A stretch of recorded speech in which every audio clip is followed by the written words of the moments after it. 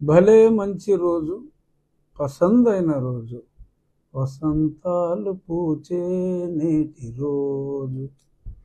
ఈ పాట ఎందుకు పాడుతున్నానంటే, మరి ఎన్నో రోజులుగా ఎదురు చూస్తున్నాం.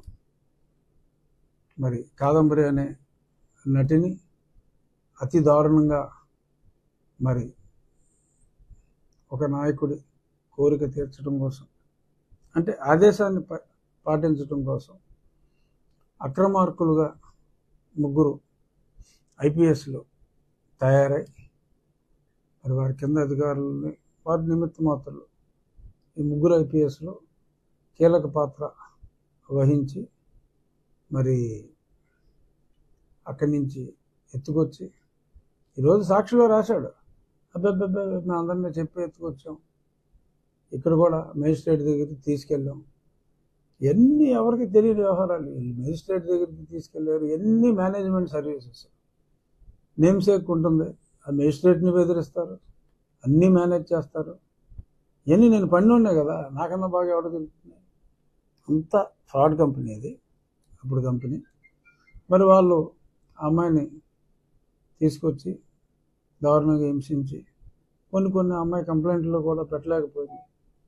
అవి కూడా కొన్ని వివరాలు నాకు వేరే వ్యక్తుల ద్వారా వారి న్యాయవాదులు కూడా ఉంటారు కదా, అందరికీ తెలిసిన వాళ్ళు, కొన్ని చెప్పుకోలేని సమస్యలు కూడా ఉన్నాయి. ఏదేమైనప్పటికీ మరి మొన్న 2 రోజుల క్రితం అమ్మాయి వచ్చి ముగ్గురు పోలీసు అధికారుల పాత్ర గురించి వివరించి చెప్పిన తర్వాత ఎఫ్ఐఆర్ కట్టడం, ఇమీడియట్గా ఒకేసారి ముగ్గురు ఐపీఎస్ని సస్పెండ్ చేయడం అనేది చరిత్ర. ఇప్పటిదాకా ఎవరు చేయలేదు. మరి అది డేరింగ్ నిర్ణయం డీజీపీ గారు నోట్ పెట్టిన వెంటనే తిరుమలరావు గారు, ముఖ్యమంత్రి వర్యులు చంద్రబాబు నాయుడు గారు ఇమ్మీడియట్గా చర్య తీసుకోవటం జరిగింది.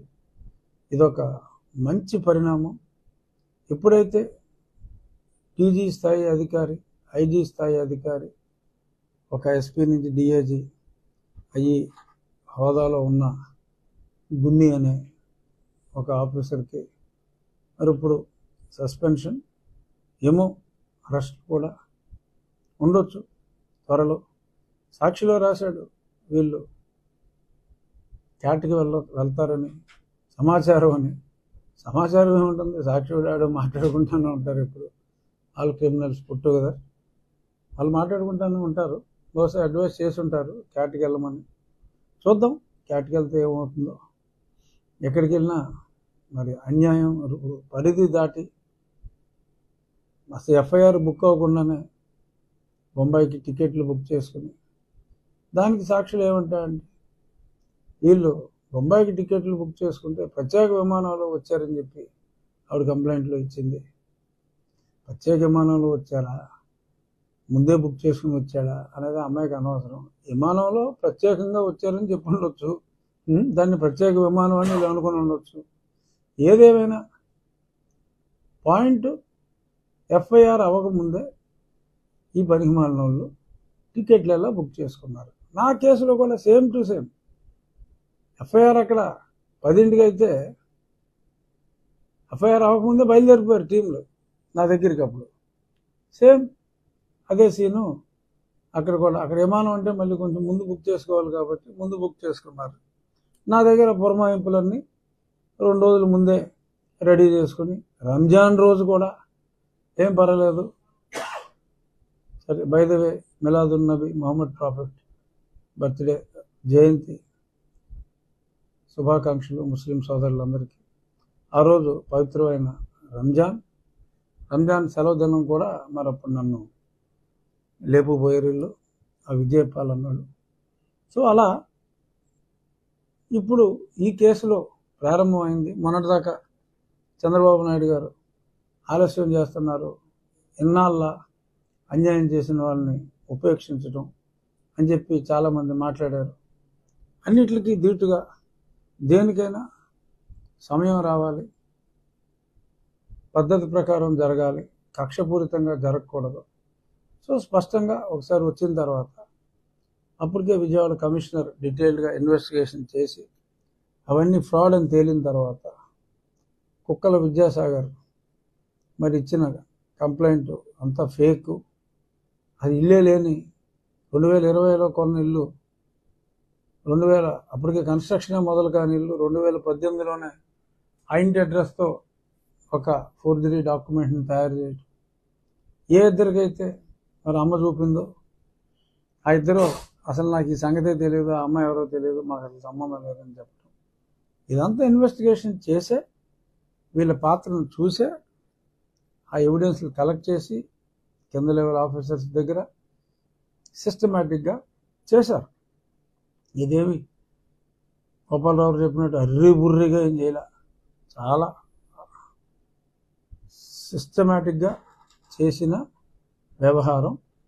ఈ ముగ్గురిని సస్పెండ్ చేసిన తర్వాత ప్రజల్లో ఒక ధైర్యం, ఒక స్థైర్యం కలిగింది.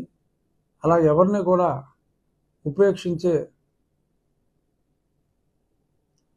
అవకాశం ఏమాత్రం లేదు. ఇప్పుడు చూశారు చంద్రబాబు నాయుడు గారి స్పీడ్ని ప్రజలందరూ ప్రత్యక్షంగా చూశారు. తగిన శిక్ష వాళ్ళకి తప్పకుండా పడుతుంది. క్యాట్లకు వెళ్ళినా, కోర్టులకు వెళ్ళినా, సుప్రీంకోర్టులకు వెళ్ళినా ఇలాంటి అకృత్యాలని ఆపవలసిన సీనియర్ ఐపీఎస్ ఆఫీసర్లు వాళ్ళ చేతుల మీదుగానే ఇటువంటి అకృత్యాలు ఏదో ప్రమోషన్ల కోసం ఇంకెందుకోసం ఇంత దారుణంగా చేశారంటే అది పోలీసు వ్యవస్థకే కూడా ఒక మాయని మచ్చలాగా మిగిలిపోతుంది.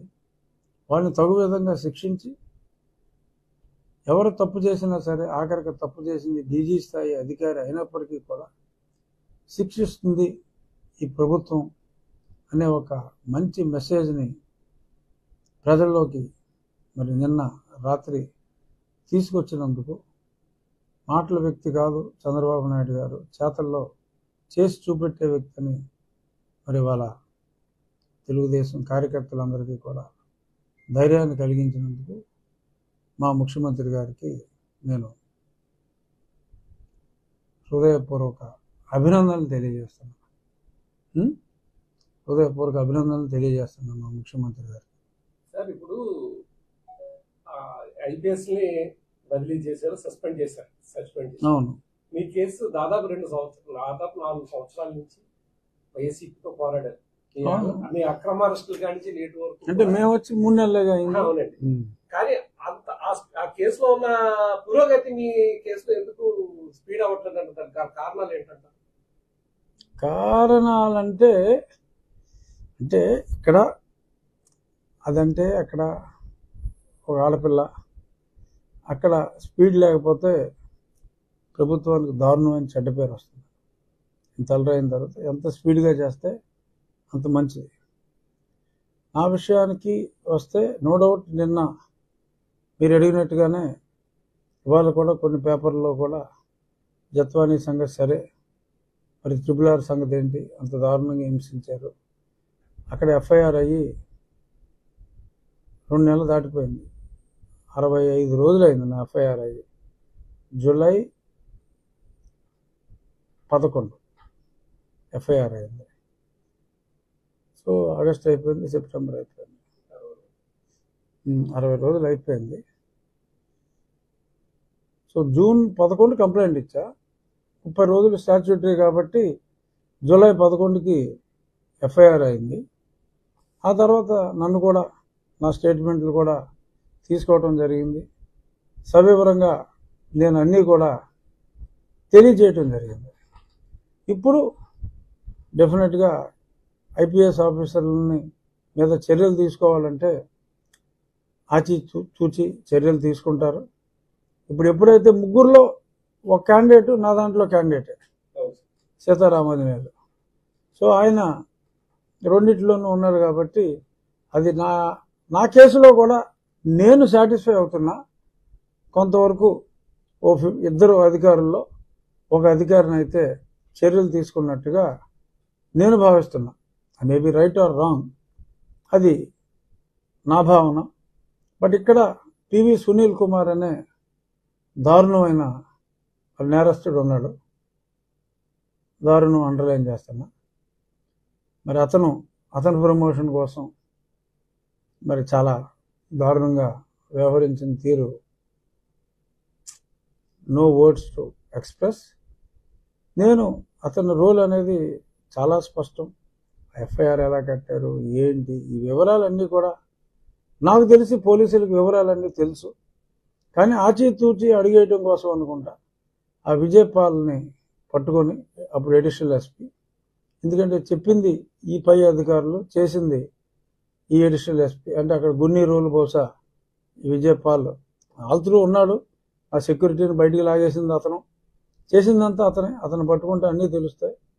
కానీ ఆశ్చర్యం ఏంటంటే ఒక పోలీస్ అధికారి, అఫ్కోర్స్ రిటైర్డ్, పారిపోతే ఎఫ్ఐఆర్ అవ్వడానికి ఒక రోజు ముందు తెలిసిపోయింది ఆ విజయపాల్కి. అప్పుడు పారిపోయినాడు ఇప్పుడు దాకా దొరకలా. మరి అది ఆ పోలీసుల బాధ్యత రహిత్యంగానే నేను భావిస్తున్నా.